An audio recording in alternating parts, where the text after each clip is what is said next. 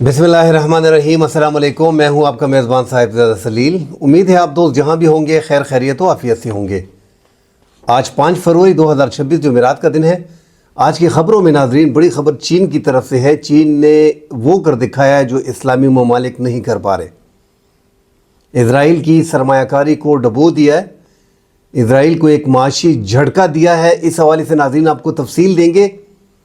साथ ही ईरान ने नाजरीन जो अमेरिका के साथ उनके मुज़ाकरात चल रहे हैं, इस दौरान ईरान ने खलीजी फ़ारस में 2 बहरी जहाज़ों को अपने कब्ज़े में लिया है और उसमें 15 गैर मुल्कियों को गिरफ़्तार कर लिया है।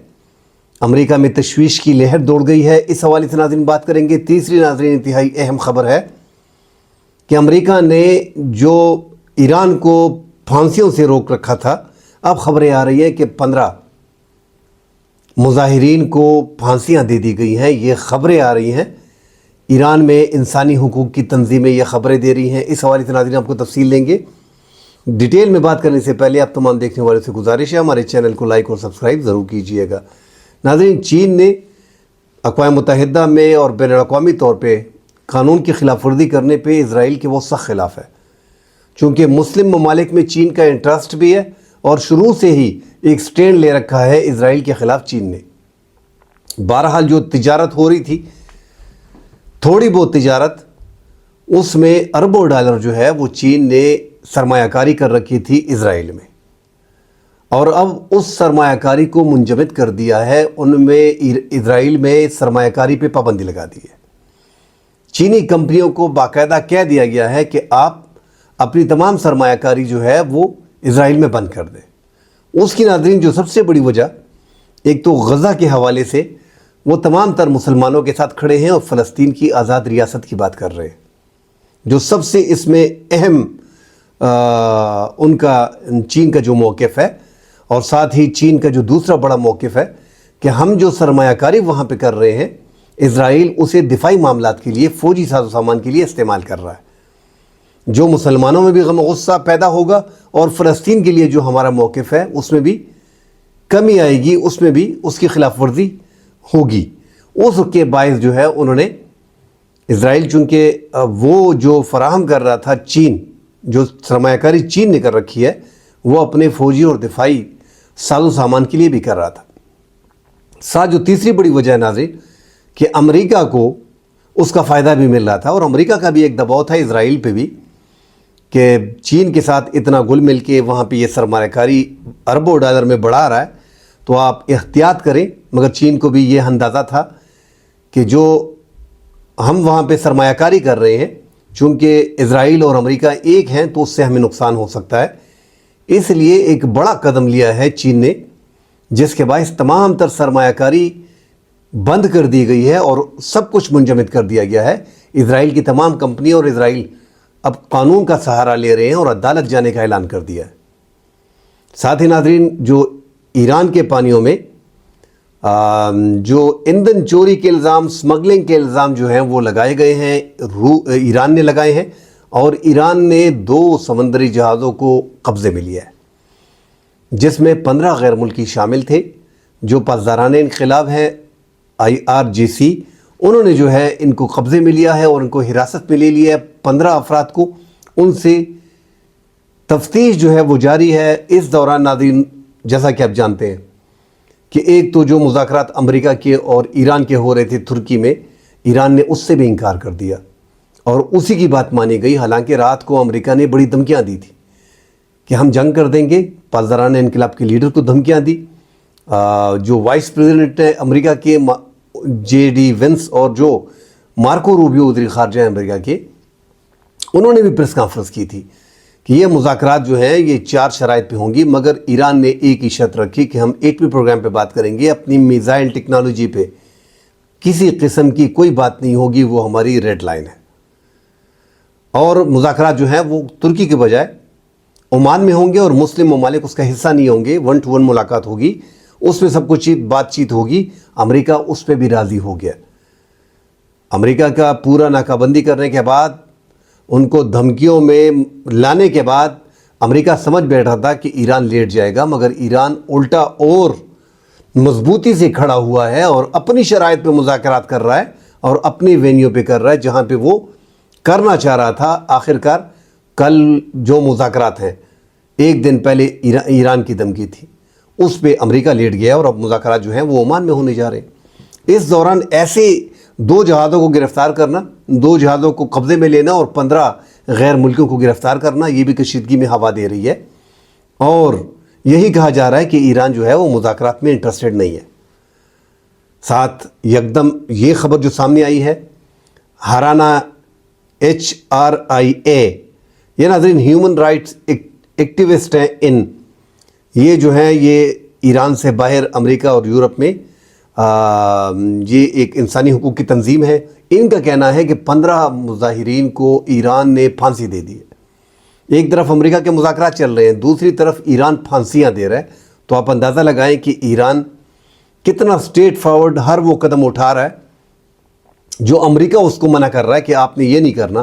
ان 4 شرائط میں جو مذاکرات کرانے تھے ان میں یہ بھی شامل تھا کہ آپ نے ان کو پھانسیاں نہیں دینی. اس میں 47 غیر ملکیوں کو اب تک گرفتار کیا گیا ہے اور امریکہ نے اعتراف بھی کیا ہے کہ ان مظاہرین کو ہماری سپورٹ حاصل تھی. اور یہ کل ڈونلڈ ٹرمپ نے بھی میڈیا کے سامنے اوپنلی کہہ دیا ہے کہ ہم نے ہی پروٹیسٹر کو سپورٹ کیا ہے.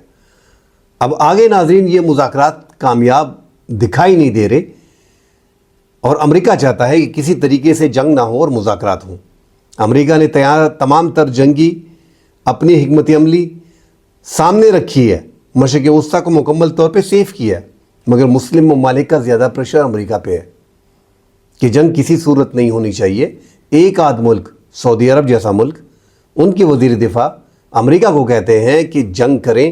دھمکیاں آپ نے اتنی دے دی ہیں، اس کے بعد ایران تکڑا ہو گیا.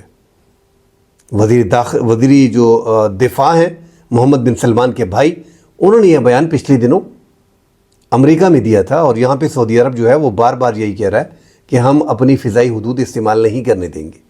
زیادہ تر بڑے جو مغربی میڈیا ہے وہ تو یہ بھی کہہ رہے ہیں کہ بعض اسلامی ممالک نے ایران کو فون کیے ہیں کہ ٹھیک ہے آپ بیسس پہ حملے کریں مگر باقی آپ نے آگے نہیں آنا.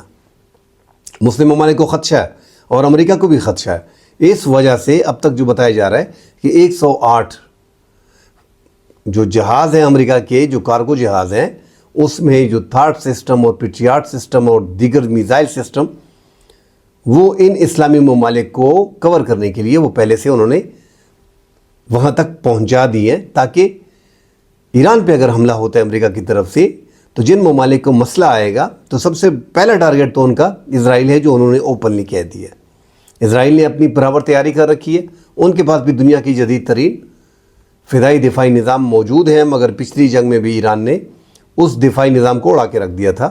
اس بار مزید تیاری کی ہے ایران نے بھی اور اسرائیل نے بھی. بہرحال جنگ ہوتی ہوئی دکھائی دے رہی ہے. ایران چاہتا ہے کہ یہ جنگ ہو. اب تک تو ایران تھوڑا تھوڑا دکھائی دے رہا تھا کہ وہ پریشر میں ہے، مگر اب ایران سمجھ گیا اگر مزید لیٹنا ہے تو وہی قذافی والا حال ہوگا جو لیبیا میں ہوگا، وہی عراق والا حال ہوگا جو صدام حسین کا ہوا تھا.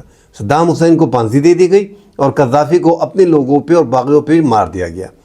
تو ایران اندازہ لگا رہا ہے کہ اگر ہم مذاکرات میں لیٹ جاتے ہیں، مشکل ہوتی ہے، پھر بھی انہوں نے کچھ کرنا ہے تو اس کے لیے اپنے آپ کو تیار کرنا ہے. ان کے پاس میزائل ٹیکنالوجی ناظرین برابر ہے، بیلسٹک میزائل، ہائپرسونک میزائل ان کے پاس ہیں. ایسے میزائل ہیں کہ یہ اپنا دفاع کر سکتے ہیں. اور امریکہ اور ان کے اسرائیل اور ان کے جو دیگر یورپی ممالک ہیں وہ بھی یہ سمجھ رہے ہیں کہ ایران ایسا ملک ہے نہیں. وینزویلا کی طرف سے ان کے سپریم لیڈر کو آپ آسانی سے اٹھا لیں، وہاں پہ وہ کارروائی بھی آپ نہیں کر سکتے. پاسدارانہ انقلاب جو ہے وہاں پہ انتہائی مضبوط ہے. اگر امریکی فورس اترنے کی غلطی کریں گے تو وہاں پہ ان کے لیے بڑی مصیبت ہوگی.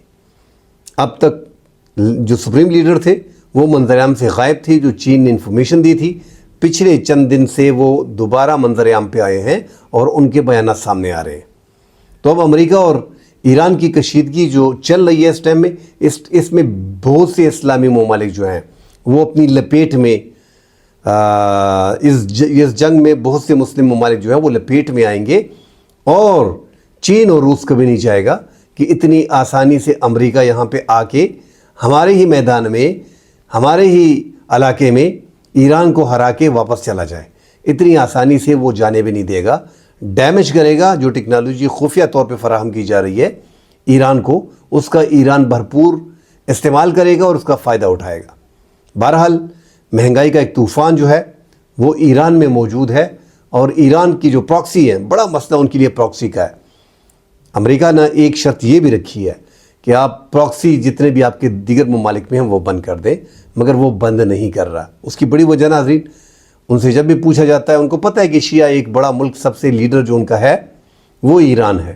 اگر ایران لیٹ جاتا ہے تو جو شیعہ برادری ہے، شیعہ کمیونٹی جو ہے لیبیا میں، یمن میں، صومالیہ میں، لیبیا میں، عراق میں، تو پھر سارے شیعوں کے لیے جو ہے وہ مسئلہ آئے گا.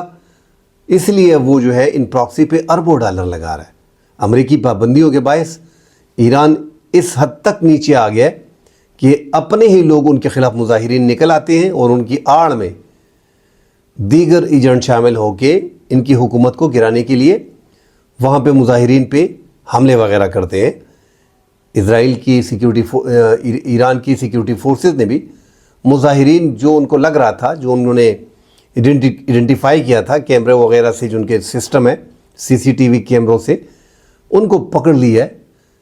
زیادہ تر سینکڑوں افراد جو ہیں وہ جو خبریں مختلف آ رہی ہیں کہ اس میں اب تک جو بتایا جا رہا تھا اتنے ہزار، 50,000، 30,000، 20,000، اتنے انسان جو ہیں، اتنے لوگوں کو مار دیا گیا ہے. مگر خبریں پھر وہی جو اتھینٹک تھی ایران کی طرف سے، کیونکہ ایران نے ہی جاری کرنی ہے کہ 3,117 لوگ اب تک جو ہیں ان مظاہروں میں ہلاک ہو چکے تھے، اور اس میں 2,400 جو ہیں وہ شہید ہیں، باقی جو ہیں وہ ہلاک کر دیے گئے ہیں. اب امریکہ کا کہنا ہے کہ جو آپ کے پاس 800 ساڑھے 800 کی تعداد ہے، ان کو پھانسیاں نہیں دینی، ان کو سخت سزائیں نہیں دینی. یہ بھی ایران کا ایک سخت موقف ہے. دونوں ممالک کے مابین ناظرین اس ٹائم پہ کشیدگی چلی آ رہی ہے. امریکہ اسرائیل کو سیف کرنے کے لیے، اس کے لیے یہ تمام تر جو حربیں ایران کے خلاف استعمال کر رہے ہیں، جس میں اب تک امریکہ کو کامیابی نہیں ملی. مزید خبریں آتی ہیں ناظرین، اس پہ ڈیٹیل سے بات کریں گے. فی الحال کے لیے اجازت دیجیے. اللہ حافظ.